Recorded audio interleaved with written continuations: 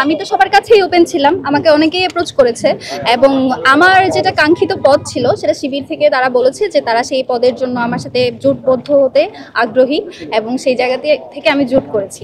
এখন কেউ যদি মনে করে জোট করা মানে প্যানেল, সেটা তো তার জানার অপারগতা বা তার জানার স্বল্পতা, সেটা তো আর আমার দোষ না। এবং দ্বিতীয় যে প্রশ্নটা যে আমি শিবিরের প্যানেল থেকে কেন, সেটাও আমি বললাম যে তারা আমাকে অ্যাপ্রোচ করেছে, আমি সবার কাছেই ওপেন ছিলাম। আমি ফেসবুক পোস্টের মাধ্যমে জানিয়েছিলাম যে কেউ যদি আমার সাথে এই জোটবদ্ধ হতে আগ্রহী হয় বা তাদের প্যানেল থেকে আমার সাথে আমাকে প্রার্থী হিসেবে নিতে আগ্রহী হয়, তাহলে তারা যেন আমাকে অ্যাপ্রোচ করে। আমাকে অনেকেই অ্যাপ্রোচ করেছে এবং সেই জায়গা থেকে আমার পার্সোনালি মনে হয়েছে যে শিবিরের সাথে যদি আমি জোট করি তাহলে আমার উইন হওয়ার সম্ভাবনা বেশি এবং আমার যেসব পারিপার্শ্বিক অন্যান্য সব বিষয় বিবেচনা করে আর কি আমি মনে করেছি যে এই প্যানেলটা আমার জন্য ভালো। তো সেই জায়গা থেকে আমার আশা, এখানে আসলে অন্য কোনো রিজন নাই বা কোনো ফ্রেমিং করার কোনো সুযোগ নেই। কি পদে নির্বাচন করছেন এই জোট থেকে একটু? আমি নির্বাচন করছি মুক্তিযুদ্ধ ও গণতান্ত্রিক আন্দোলন যে সম্পাদক, সেই পদের জন্য। বান্ডেল থাকলে প্রতি সেনমানিতে টাকা বাঁচবে। বিকাশ সেনমানি বান্ডেল কিনে জিতুন প্রতি লেনদেনে।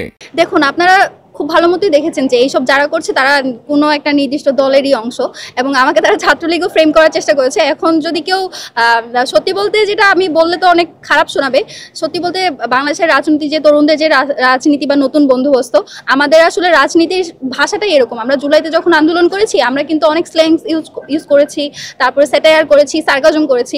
এখন আমাদের যারা আগের প্রজন্ম তারা যদি এই টোনটা ধরতে না পারে বা এই বিষয়টা বুঝতে না পারে, এটা তাদের অপরাধ।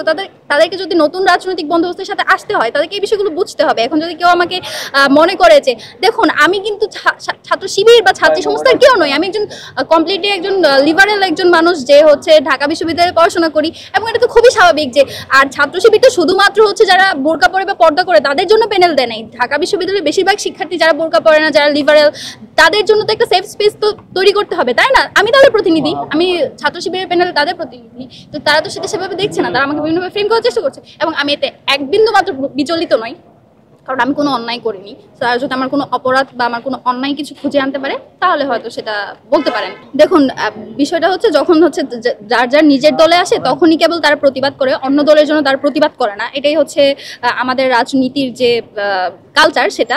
এবং গতকাল থেকে আপনারা দেখেছেন কোন দল বা কারা এটা ফ্রেমিং করার চেষ্টা করছে বা বুলি করছে।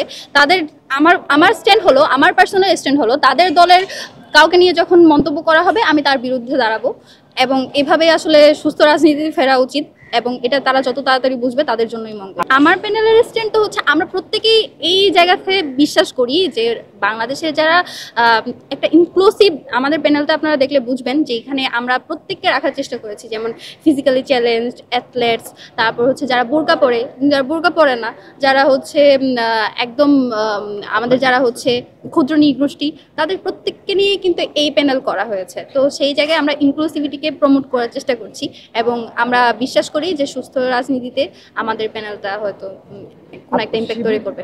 শিবিরের স্ট্যান্ডটা শিবিরের কাছে জানতে চাইবেন, আমি শিবিরের কেউ নই, তাই শিবিরের হয়ে আমি তো মুখপাত্র নই শিবিরের। আমি আমার দল থেকে, আমি আমার জায়গা থেকে ইন্ডিভিজুয়াল অ্যাক্টিভিস্ট হিসেবে তাদের সাথে জোটবদ্ধ হয়েছি।